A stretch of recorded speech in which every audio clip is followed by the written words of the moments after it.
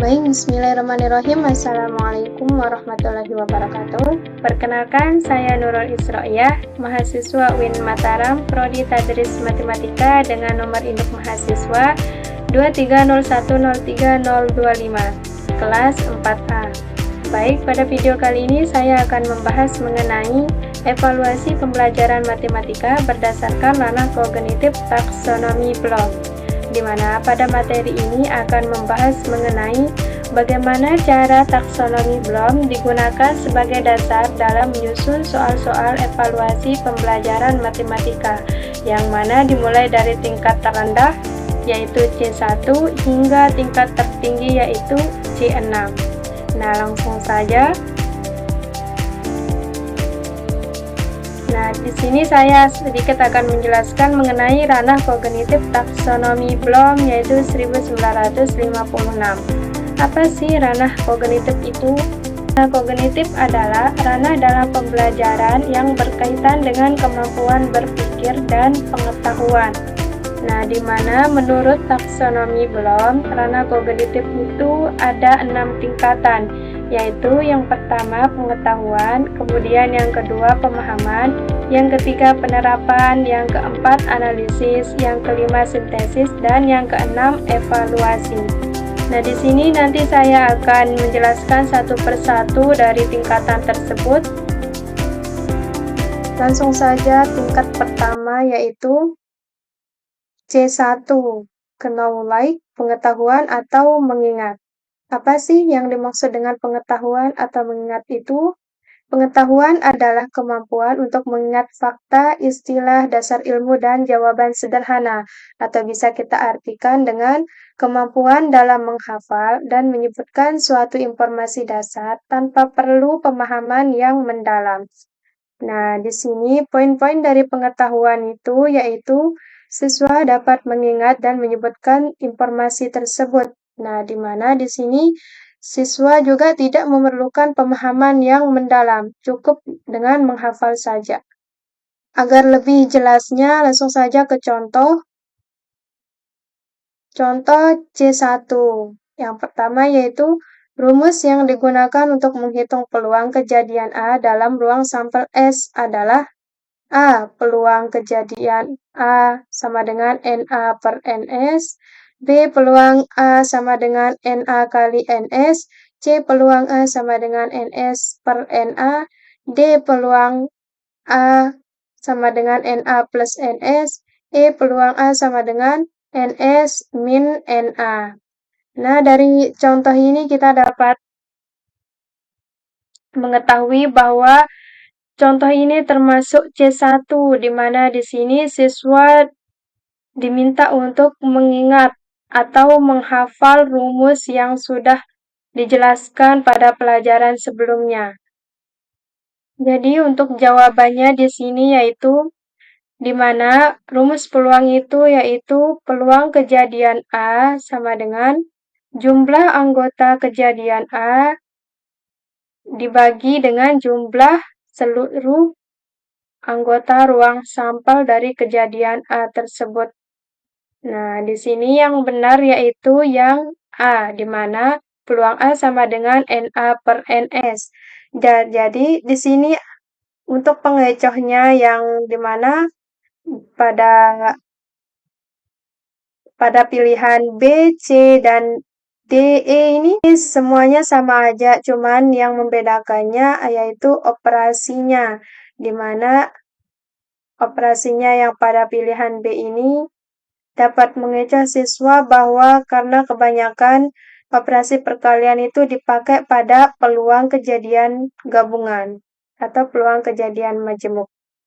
Jadi siswa bisa terkecoh dengan operasi tersebut. Kemudian yang C juga salah karena bisa jadi di sini pengecoh untuk ke siswa yang sering terburu-buru tanpa melihat perbedaannya, tanpa melihat NS per NA-nya.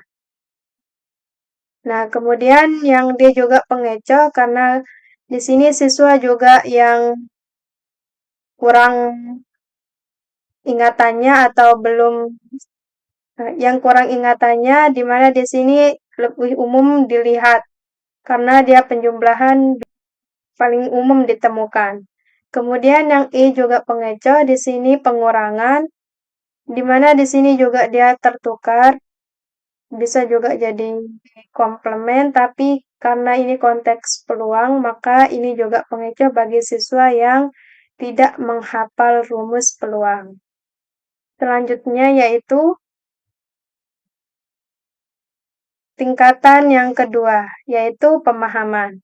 Apa sih yang dimaksud dengan comprehension atau pemahaman? Pemahaman adalah kemampuan menangkap arti dari informasi dan bisa menjelaskan dengan cara sendiri.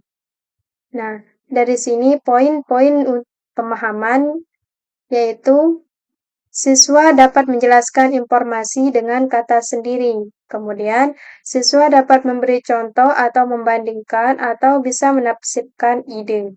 Kemudian, poin yang ketiga yaitu tidak sekedar hafalan saja, tapi ini lebih ke memahami arti dari informasi tersebut. Langsung saja ke contohnya. Nah, contoh. Nah, soal 2. Peluang suatu kejadian adalah 0. Arti dari kejadian itu adalah A. Pasti terjadi, B. Mungkin terjadi, C. Tidak mungkin terjadi, D. Selalu terjadi, E. Terjadi setengah dari waktu. Nah, di sini siswa diminta untuk memahami dari kejadian 0 ini, peluang kejadian 0. Nah, peluang kejadian 0 itu adalah kejadian yang tidak mungkin terjadi karena 0 kan tidak ada, pasti tidak mungkin terjadi. Kemudian karena skala peluang itu dari 0 sampai 1, berarti 1 itu peluang kejadiannya yaitu sudah pasti terjadi. Nah, maka di sini jawabannya yaitu yang C, tidak mungkin terjadi. Nah, kita bahas satu persatu dari pengecohnya ini. Yang pertama yang pilihan A yang pasti terjadi ini adalah salah. Kenapa? Karena di sini siswa yang keliru dalam memahami makna peluang 0 dan 1. Kemudian yang kedua yaitu mungkin terjadi. Yaitu mungkin terjadi ini juga salah. Karena mungkin siswa itu memahaminya bahwa skala peluang 0 sampai 1 itu bisa memiliki kemungkinan. Padahal udah jelas bahwa 0 itu adalah peluang yang tidak mungkin terjadi dan 1 itu adalah peluang yang sudah pasti terjadi. Nah, kemudian yang C ini kan tadi benar. Kemudian yang D selalu terjadi. Ini adalah sama seperti yang di A ini pasti terjadi. Hanya saja menggunakan kata yang lebih yang lain, hanya saja menggunakan kata yang lain. Ini juga siswa dijebak yang keliru mengira bahwa peluang 0 ini adalah 100% terjadinya suatu kejadian. Nah, kemudian selanjutnya yaitu yang E, terjadi setengah dari waktu. Ini juga salah total. Kenapa? Karena di sini juga siswa terkecoh yang biasa menghitung peluang itu setengah yaitu 0,5 atau 50%. Jadi, siswa mengira bahwa kejadian 0 itu 50%-nya. Dan kejadian 1 itu 100%-nya. Oke, selanjutnya yaitu C3, di mana application yaitu penerapan. Apa sih yang dimaksud dengan penerapan tersebut? Penerapan adalah kemampuan dalam menerapkan konsep atau rumus dalam situasi baru atau nyata. Di sini ada beberapa poin dalam tingkatan penerapan. Yang pertama yaitu siswa dapat menggunakan konsep atau rumus dalam soal cerita atau soal kontekstual. Kemudian yang kedua, tidak hanya mengingat rumus, tapi memakai rumus tersebut untuk menyelesaikan masalah nyata. Kemudian yang ketiga, biasanya berbentuk soal berkonteks kehidupan sehari-hari atau skenario. Nah, untuk lebih jelasnya kita lihat ke contohnya. Contoh 3. Dalam sebuah kantong terdapat 4 bola merah dan 6 bola biru.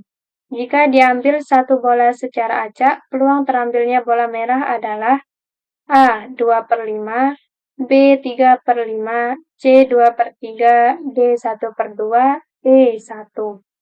Nah, di sini siswa diminta untuk menerapkan rumus peluang, yaitu NA sama dengan NA per NS. Di mana di sini kita tentukan untuk ruang sampelnya. Kita tentukan ruang sampelnya terlebih dahulu, di mana di sini diketahui bahwa 4 bola merah dan 6 bola biru, sehingga ruang sampelnya yaitu 10. Kemudian kita lihat yang untuk kejadian peluang terambilnya bola merah adalah jumlah bola merah yaitu sama dengan 4, sehingga peluang terambilnya bola merah yaitu 4/10. Jadi 4/10 ini kita sederhanakan menjadi 2/5, sehingga jawabannya yaitu yang A, yaitu 2/5. Kemudian kita lihat untuk yang pengecoh-pengecohnya di sini, yang B sama dengan 3/2 ini salah. Kenapa? Karena di sini bisa jadi bahwa siswa itu salah mengira bahwa yang terambilnya itu yaitu bola biru. Karena mungkin karena mungkin membacanya hanya sampai bola biru, sehingga dia mengira bahwa yang ditanya yaitu peluang terambilnya bola biru. Sehingga jadinya 3/5. Kemudian yang C ini salah juga, karena di sini juga siswa mengira bahwa karena di sini siswa yang belum paham mengenai konsep peluang atau rumus peluang itu seperti apa, sehingga di sini dia asal-asalan, jadinya dia gabungin dia antara bola merah sama bola biru, sehingga 4/6 disederhanakan menjadi 2/3. Kemudian yang D ini salah juga, karena di sini siswa juga fokus kepada jika terambil satu bola secara acak ini. Satu bola berarti dia mengira satu, dan yang terambil itu bola merah. Yang jadi ruang sampelnya itu yang bola merah.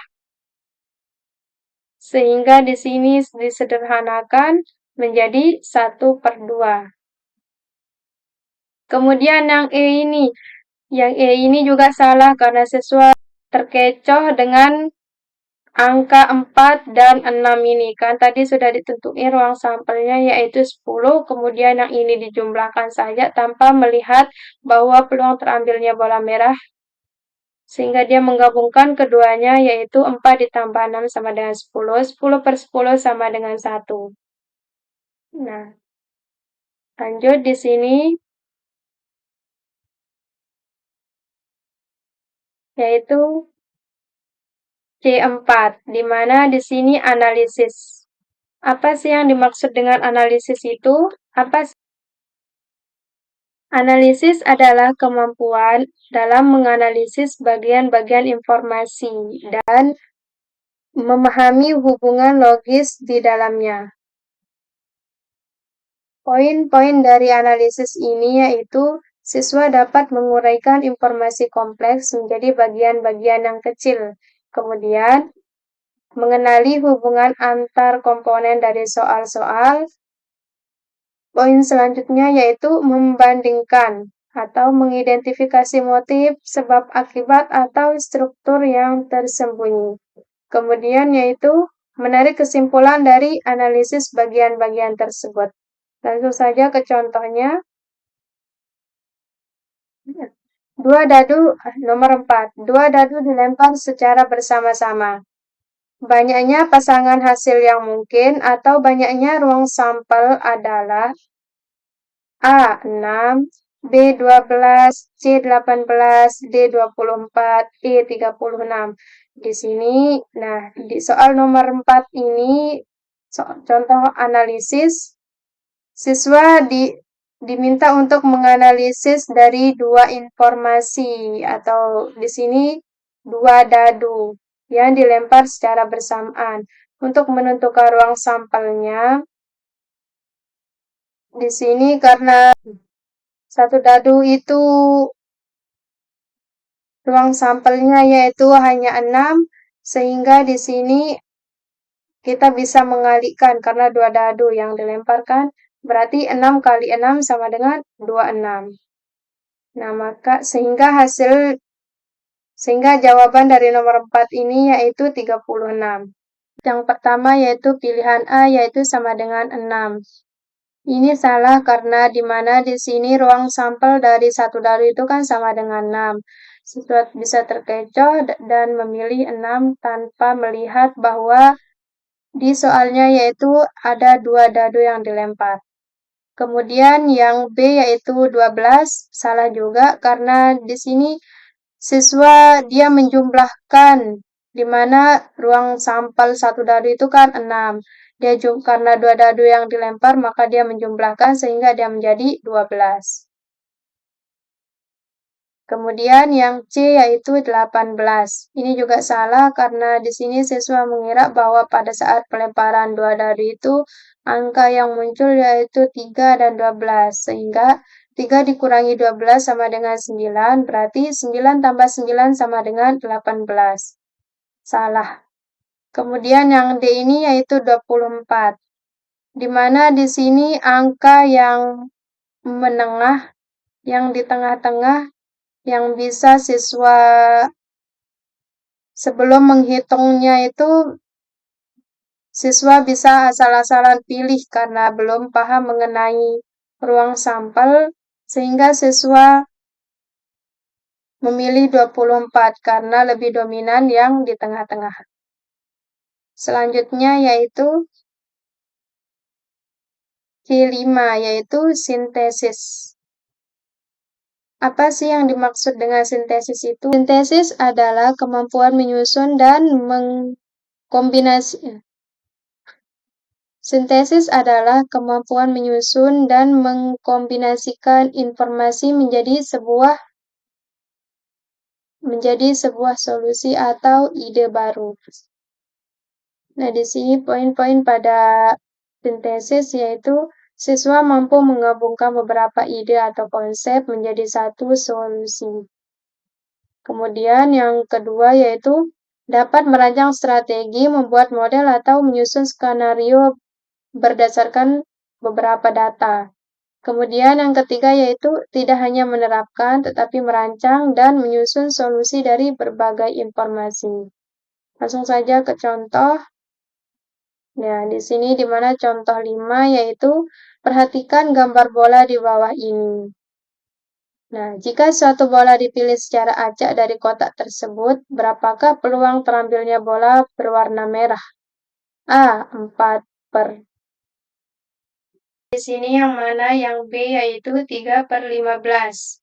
Di mana di sini siswa keliru dalam melihat bola yang warna merah, yaitu kan di sini jumlahnya ada 4 karena mungkin tergesa-gesa atau waktunya hampir habis, sehingga siswa tersebut tanpa melihat yang paling pojokan sebelah sini, sehingga dia memilih jadinya 3/15.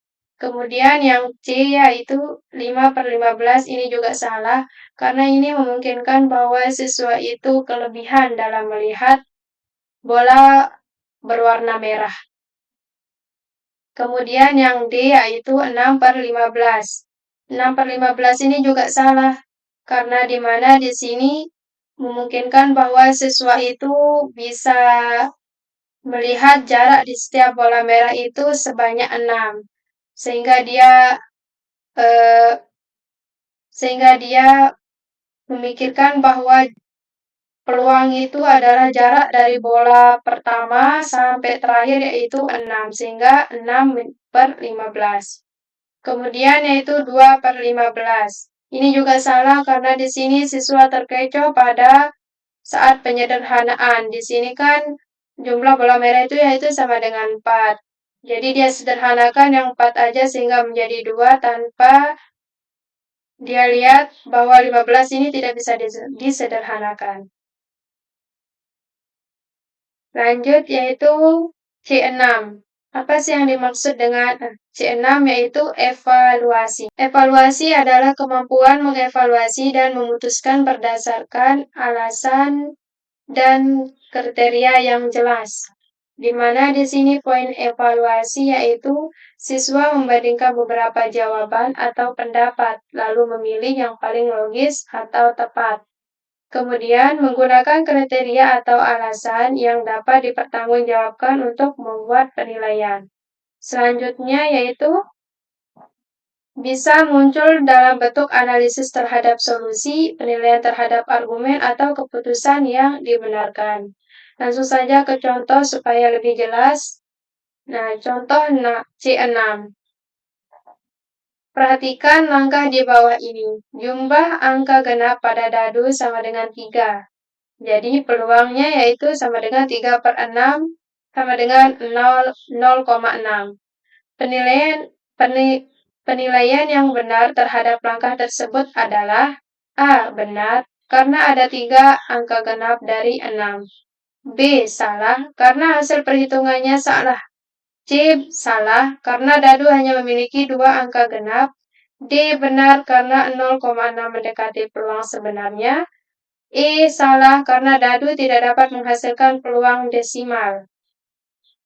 Nah, di sini kita dapat mengevaluasi atau menilai apakah pernyataan apakah langkah di bawah ini benar. Kita lihat jumlah angka genap pada dadu yaitu sama dengan 3. Apakah 3 ini merupakan angka genap? Berarti salah. Sehingga di sini jawabannya yaitu yang B, yaitu salah karena hasil perhitungan juga salah. Kalau ini salah, maka perhitungannya juga salah. Kita lihat yang pengecohnya dari sini, kita lihat yang A benar karena ada 3 angka genap dari 6. Ya, bisa ini siswa mengira bahwa 3 ini angka genap dari 6, karena 6 ini merupakan angka genap.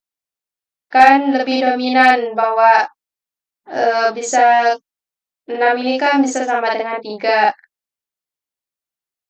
Faktor dari 6 kan 3. Sehingga siswa juga keliru dalam memahami bilangan genap dan ganjil. Kemudian yang B ini tadi kan benar. Yang C salah karena dadu hanya memiliki 2 angka genap. Ini salah karena dia mengira ini salah, pada kata salah ini memang benar, tetapi alasannya yaitu karena dadu hanya memiliki 2 angka genap. Karena pada dasarnya dadu itu memiliki 3 angka genap, yaitu 2, 4, dan 6. Berarti ini salah. Kemudian yang D benar, karena 0,6 mendekati peluang yang sebenarnya. Emang benar dia ini. Pernyataan yang ini benar, kan tapi siswa bisa terkecoh karena yang ditanyakan penilaian terhadap yang ini. Yang langkah-langkah yang ini, jumlah angka genap pada dadu sama dengan 3 ini. Bukan mendekati peluang yang sebenarnya. Berarti ini salah. Kemudian yang E salah karena dadu tidak dapat menghasilkan peluang desimal. Ini pernyataan ini salah. Memang benar salah, langkah tersebut salah tetapi alasannya berbeda. Hasil peluang desimal pada dasarnya peluang desimal itu bisa. Ini 3/6 ini sama dengan 0,6, tetapi karena angka genap pada dadu itu sama dengan 3. Sehingga di sini siswa bisa terkecoh dalam hal menentukan langkah di bawah ini. Cukup sekian yang dapat saya sampaikan. Terima kasih telah menyimak video saya. Kurang dan lebihnya mohon maaf. Wassalamualaikum warahmatullahi wabarakatuh.